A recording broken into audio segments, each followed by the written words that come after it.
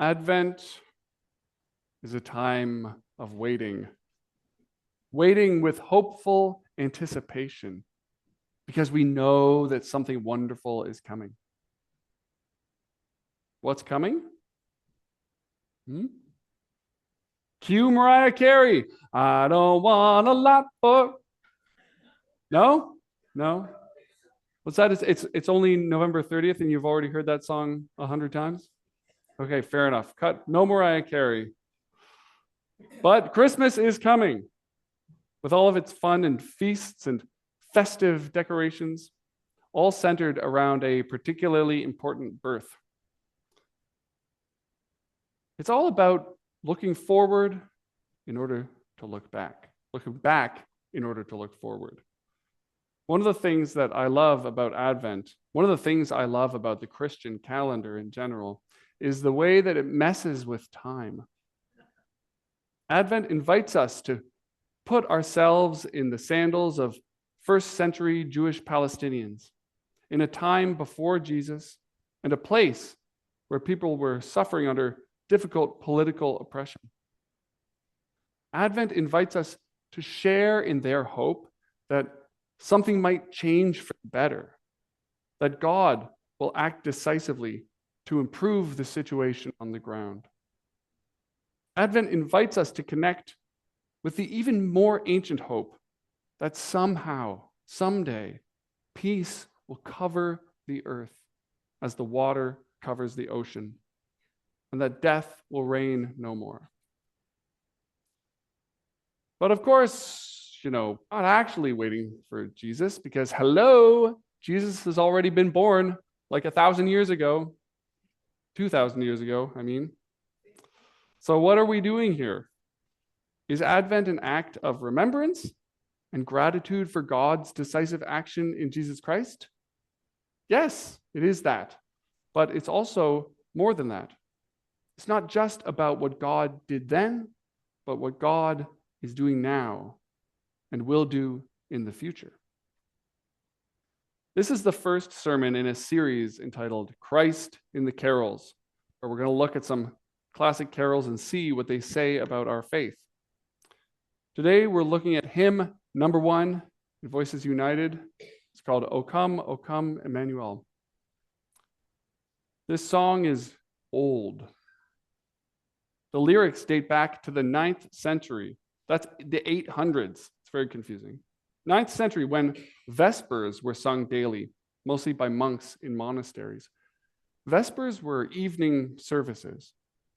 And from December 17th to December 23rd, in the final days of Advent, these evening services included some special musical pieces that became lovingly referred to as the O antiphons, because their verses in Latin start with O, like O come, Emmanuel.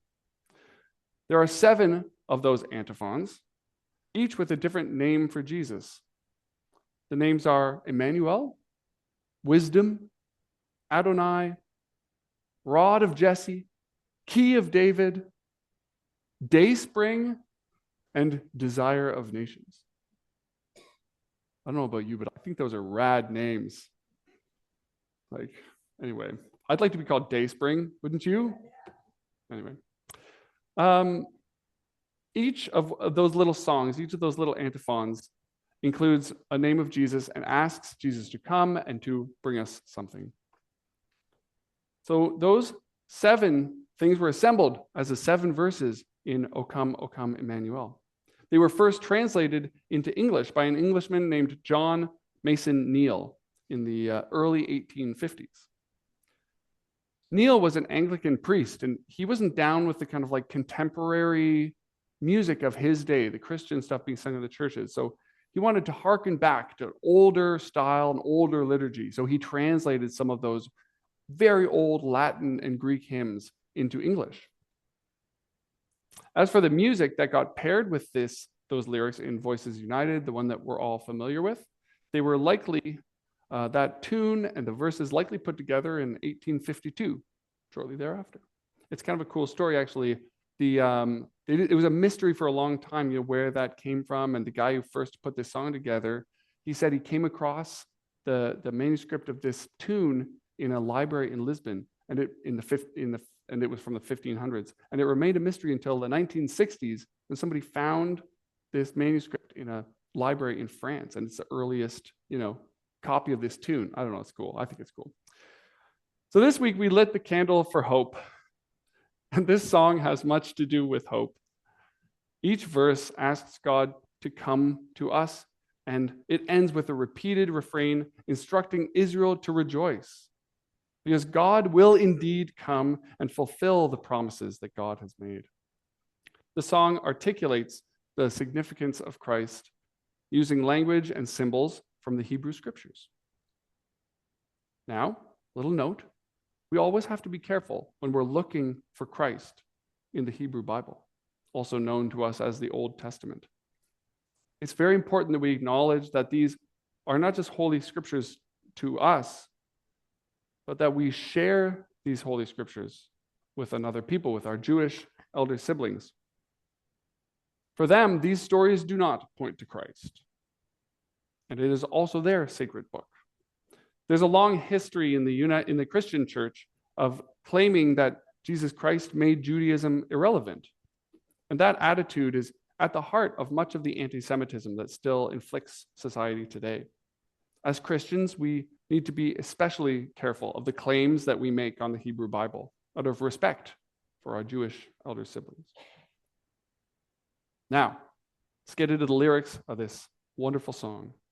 Specifically, what does it say about Jesus? How does it refer to Jesus? Number one, Emmanuel means God with us.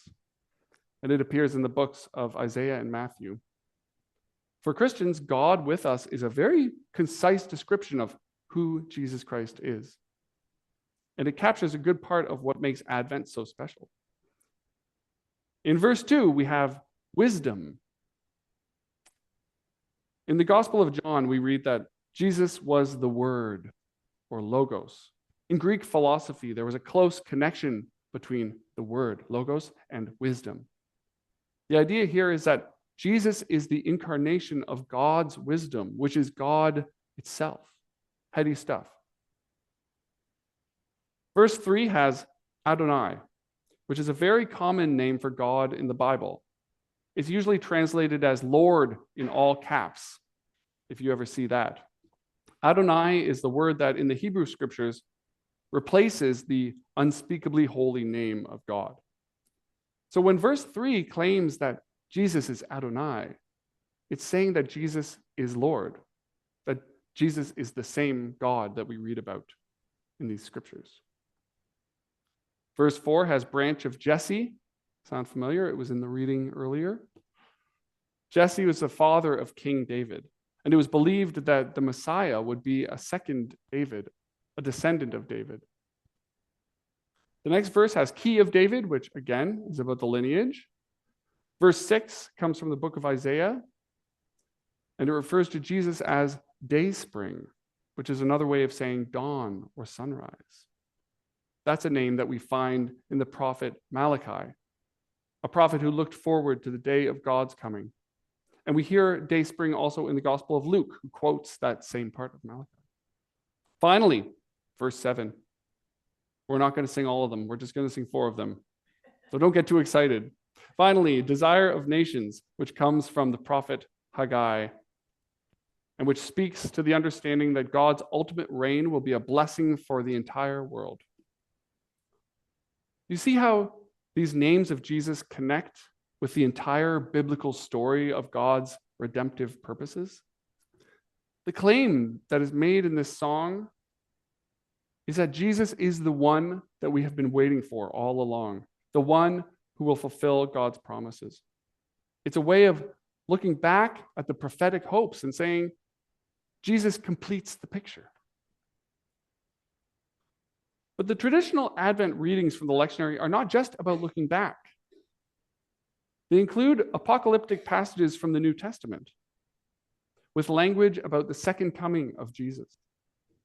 Advent is traditionally not just about waiting for Christmas and the birth of Jesus, but about waiting also for the time when God's redemptive plan for creation will be fully realized. When Isaiah's vision of the lamb lying down with the lion will become a reality. That time, according to the New Testament, is heralded by the return of Jesus. Now, I know what you might be thinking. Is that second coming? This is the United Church, Fraser. We don't really do the second coming, and I hear you. I hear you and I see you, and it's very weird, and I get it. I never heard about it until seminary, basically.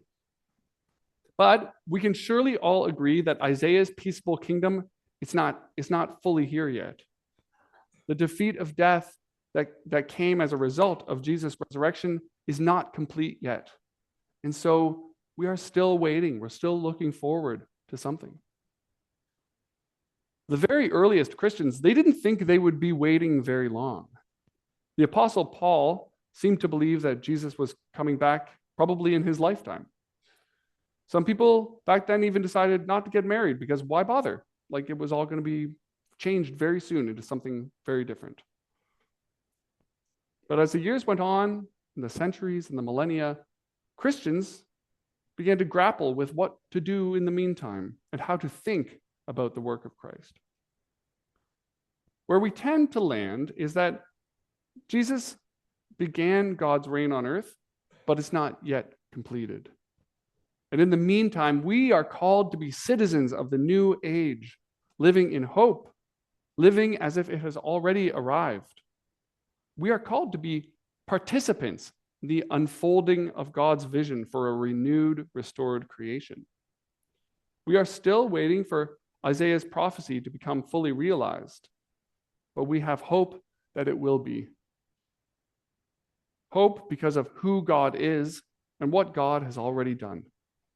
That's why we look both back and forward during Advent.